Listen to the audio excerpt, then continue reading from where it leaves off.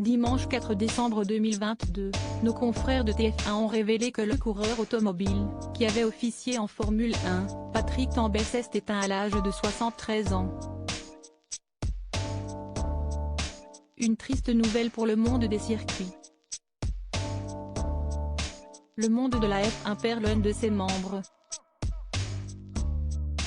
Il y a quelques années, Jules Bianchi était victime d'un grave accident sur la piste de Suzuka au Japon. Au 43e tour, le coureur percute un engin de levage qui était en train de retirer la voiture d'Adrien Sutil, accidenté quelques minutes plus tôt. Emmené en urgence à l'hôpital, le monégasque plongera dans un coma durant 9 mois, avant de succomber à cet accident le 17 juillet 2015.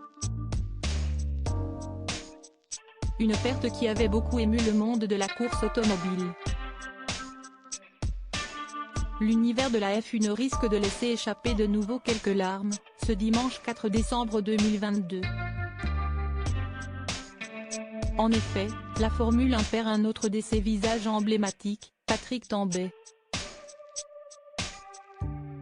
Le pilote a rendu son dernier souffle à l'âge de 73 ans, comme l'a annoncé sa famille, relatent nos confrères de TF1 Info. Une vie à 100 à l'heure après avoir mené un parcours de haut niveau dans le ski, il s'était intéressé aux courses automobiles. Il avait intégré l'écurie Silldor en 1977, avant de rejoindre les rangs des prestigieuses écuries McLaren et plus tard Ligier. Mais c'était finalement dans une voiture signée du monstre Ferrari qu'il était parvenu à briller lors de Grands Prix. En 114 participations au Grand Prix de la Formule 1, il en a remporté 2, la première fois à Hockenheim, en Allemagne, en 1982, puis à Saint-Marin en 1983. 2 années fastes qui ont marqué à jamais sa carrière.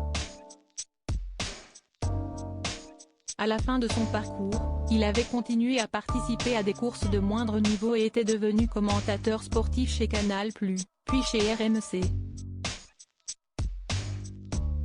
Patrick Tambay laisse derrière lui 3 enfants, Esti, Loïc né d'une première union et Adrien issu d'un second mariage. En 2010, l'ancien pilote a été diagnostiqué de la maladie de Parkinson. Opéré en 2014 au CHU de Grenoble, il se battait contre la maladie.